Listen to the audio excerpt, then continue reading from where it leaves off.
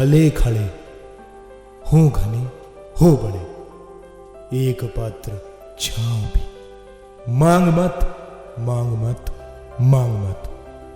अग्निपथ अग्निपथ अग्निपथ। तू ना थकेगा कभी, तू ना रुकेगा कभी, तू ना मुड़ेगा कभी।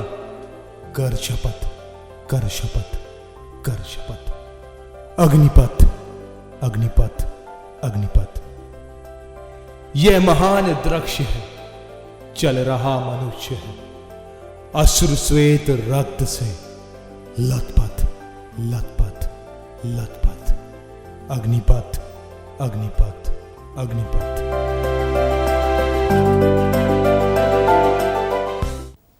जिंदगी के हर सुख दुख के कड़ियों को गहराइयों से समझ बुझकर उसे शब्दों में बिछाने वाले एक ऐसे कवि जिनका पूरा नाम था डॉक्टर हरिवंश राय श्रीवास्तव उर्फ बच्चन, जो सिर्फ कवि ही नहीं बल्कि लेखक और अध्यापक भी थे।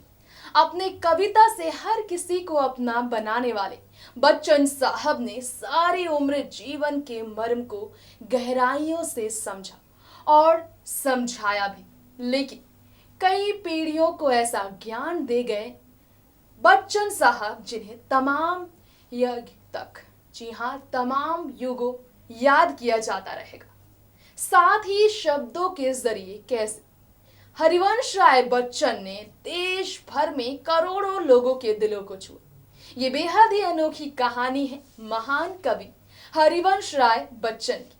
नमस्कार, मैं तृप्ति नेक्स्ट 9 न्यूज की तरफ से आप सभी का स्वागत करती हूँ इस खास कार्यक्रम में। एक बार फिर से इस नए एपिसोड के साथ लेकर हाजिर हूं मैं आप सभी के लिए एक ऐसे शख्सियत की जिंदगी के कुछ किस्सों को जिन्हें बच्चन साहब के नाम से जाना गया, लेकिन उनकी पहचान बनी उनकी लेखन शैली।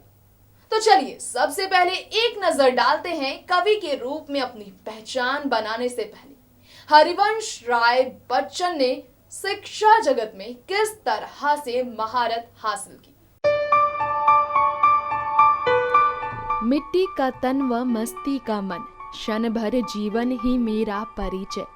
इस पंक्ति के लेखक और भारत देश के सबसे श्रेष्ठ कवियों में से एक श्री हरिवंश राय बच्चन का जन्म उत्तर प्रदेश के इलाहाबाद में 27 नवंबर साल 1907 में हुआ, जिनके पिता प्रताप नारायण श्रीवास्तव प्रतापगढ़ के रानीगंज तहसील में स्थित रानीगंज के एक छोटे से गांव बाबूपट्टी के निवासी।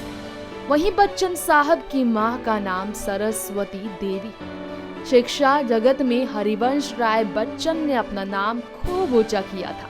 पहले तो प्रयाग विश्वविद्यालय से उन्होंने मास्टर ऑफ आर्ट्स की पढ़ाई पूरी की और इसके बाद उन्होंने विश्व स्तर के सबसे बड़े यूनिवर्सिटी से एक कैम्ब्रिज यूनिवर्सिटी से अंग्रेजी साहित्य की पढ़ाई की और पीएचडी की डिग्री हासिल की, जिसके बाद इलाहाबाद विश्वविद्यालय में शिक्षक बने बच्चन साहब अनगिनत छात्रों को अंग्रेजी साहित्य के ज्ञान भी बांटे।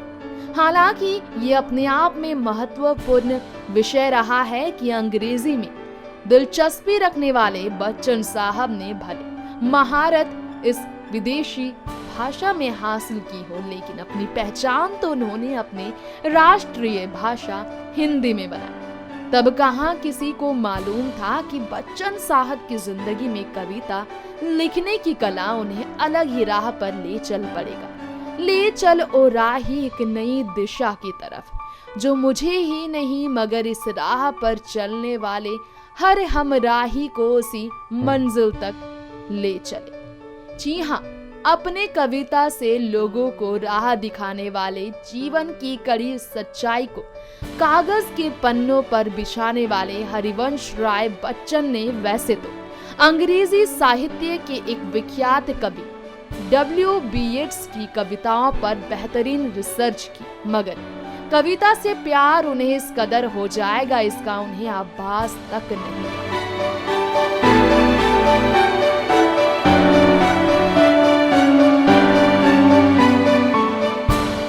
धर्म ग्रंथ सब जला चुकी है जिसके अंदर की ज्वाला। मंदिर, मस्जिद, गिरजे सबको तोड़ चुका है जो मतवाला। पंडित, मोमिन, पादरियों के फंदों को जो काट चुका, कर सकती है आज उसी का स्वागत मेरी मधुशाला। बैर बढ़ाते मस्जिद मंदिर, मेल कराती मधुशाला। ये कुछ अंश है बच्चन साहब की प्रसिद्ध कविता मधुशाला की, जिसके जरिए देश में एकता का रंग, मोहब्बत का धन लाने के लिए कोशिश की उन्होंने, और खूब मशहूर हुए हरिवंश राय बच्चन साहब। मगर इसके साथ साथ कविता की गिनती में श्रेष्ठ हरिवंश राय बच्चन के कई कविता नाम सामने आए। बच्चन ने कब और कैसे इतिहास रचकर रख दिया, आइए ये भी जानते हैं किस तरह उन्होंने खुद को मशहूर कर लिया। तेरा हार, मधुशाला, मधुबाला, मधुकलश, आत्म परिचय, निशान निमंत्रण, एकांत संगीत, आकुल अंतर, सतरंगिनी, हलाहल, बंगाल का काव्य, खादी के फूल, सूत की माला, मिलन यामिनी, प्रणय पात्रिका, धार के इधर उधर, आरती और अंगारे, बुद्ध और नाचधर, त्रिभंगिमा, 4 के में 64 खूंटे, बहुत दिन बीते, कट्टी प्रतिमाओं की आवाज, उभरते प्रतिमानों के रूप के साथ जाल समेटा।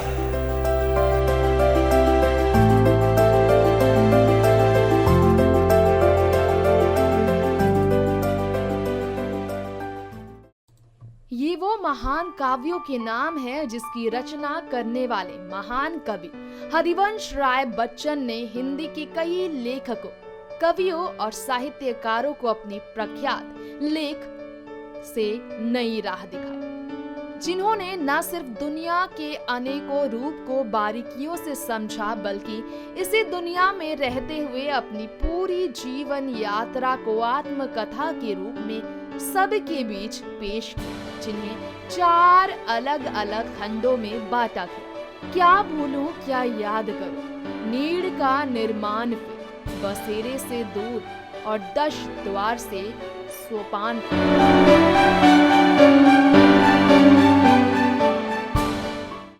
क्या भूलूं क्या याद करूं, याद सुखों की आंसू लाती है, दुख के दिल भारी कर जाती है। दोष किसे दूं जब अपने से अपने दिन बर्बाद करूं मैं, क्या भूलूं क्या याद करूं मैं। जी हाँ, ये बच्चन साहब की मशहूर आत्मकथा लेख का अंश है, जिसमें अपनी संपूर्ण जिंदगी के सफर में उन्होंने अपनी निजी जिंदगी के सुख दुख को बयां किया है।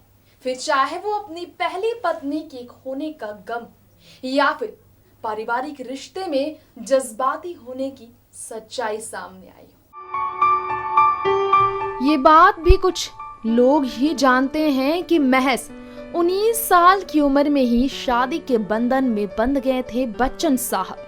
मगर शादी के 10 साल बाद उनकी पहली पत्नी श्यामा देवी का निधन टीबी की बीमारी की वजह से हुआ था, जिसके बाद उन्होंने तेजी सूरी संग शादी रचाई। तेजी संग शादी के बाद बच्चन साहब के 2 बच्चों का जन्म हुआ, अमिताभ बच्चन और अजिताभ बच्चन। एक घड़ी खरीद कर हाथ में क्या बांध ली, वक्त पीछे ही पड़ गया मेरे, सोचा था घर बनाकर बैठूंगा सुकून से, पर घर की जरूरत ने मुसाफिर बना डाला। आजादी की लड़ाई में एक तरफ जहां पूरा भारत देश एकजुट हो रहा था, वहीं दूसरी तरफ बच्चन साहब की पंक्तियां युवा पीढ़ी की प्रेरणा और ताकत बन रही थी। ये वाकया भी काफी मशहूर है कि आज फिल्म इंडस्ट्री की मेगा स्टार अमिताभ बच्चन जिस मुकाम पर है, उस मुकाम पर उन्हें ले जाने की ताकत देने वाले कोई और नहीं बल्कि उनके खुद के पिता हरिवंश राय बच्चन ही थे, जिन्होंने शिक्षा और सम्मान के साथ अपने दोनों बेटों को मुश्किल वक्त में हमेशा ही राह दिखाया था। ये बात खुद अमिताभ बच्चन ने कहा, और कैसे कहा, आइए जानते हैं। पिता की कविताओं में जीवन से जुड़ी मुश्किलों के हल भी देखने को मिलते हैं। जब कभी वो खुद को मुश्किल में या हताशा में पाता है तो उनकी किसी भी पुस्तक को उठाकर पढ़ने लगते हैं, फिर उन्हें एक ना एक रास्ता नजर आ ही जाता है। आगे बढ़ने की शक्ति मिलती है। उम्मीद और सकारात्मक सोच का ऐसा उदाहरण भला और कहाँ मिलेगा।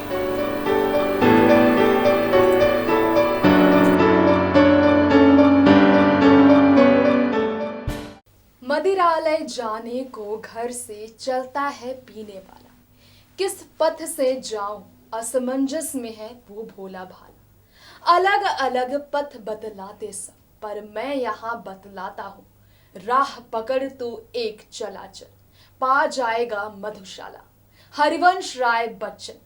इनकी पंक्तियों में बच्चन साहब की मदिरा को, जी हाँ, मदिरा को एक प्रतीक के रूप में लिया, जिसमें मधुशाला एक जिंदगी और रात एक मौका है, उत्सव का एक ऐसा सुनहरा मौका जिनकी बात न सिर्फ बच्चन साहब की बेटी अमिताभ बच्चन यानी कि बॉलीवुड के बिग बी ने समझी, बल्कि एक ही राह पर डट कर बिना डरे चलने से मंजिल जरूर मिलेगी। ये बात अपने कविता के जरिए ना जाने बच्चन साहब ने कितने युवाओं को सिखाया, कितने युवाओं के लिए प्रेरणादायक साबित हुए बच्चन साहब।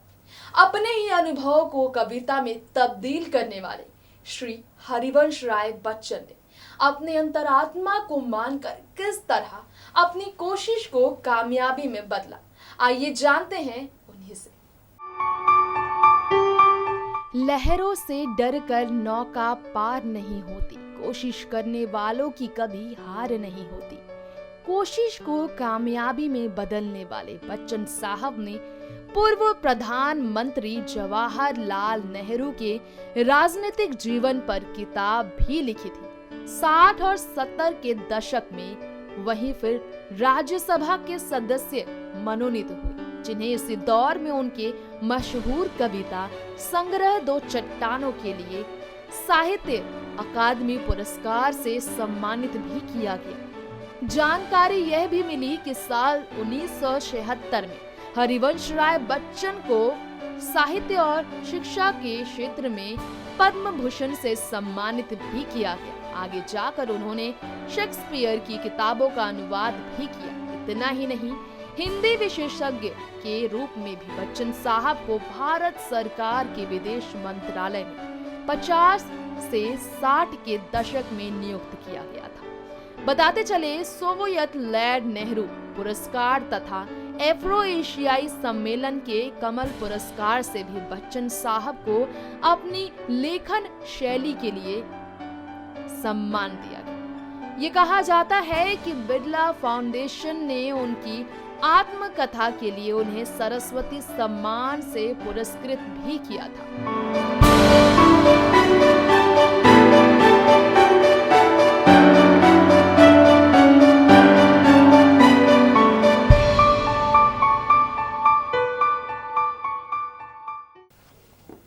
फिर स्वागत के साथ ही विदा की होती तैयारी देखी, बंद लगी होने खुलते ही मेरी जीवन मधुशाला, यमाएगा साकी बनकर साथ लिए कालीहाला, पीना होश में फिर आएगा सुरा विशुद्धिया मतवाला। ये अंतिम बेहोशी है, अंतिम साखी, अंतिम है प्याला, पथिक प्यार से पीना इसको, फिर ना मिलेगी मधुशाला। प्रकृति के नियम के अनुसार मधुशाला के रचनात्मक वाकई फिर से कभी न दिखे, फिर कभी न मिले बच्चन साहब, जिनके साथ साथ हिंदी साहित्य में काव्य शैली भी खो सी गई।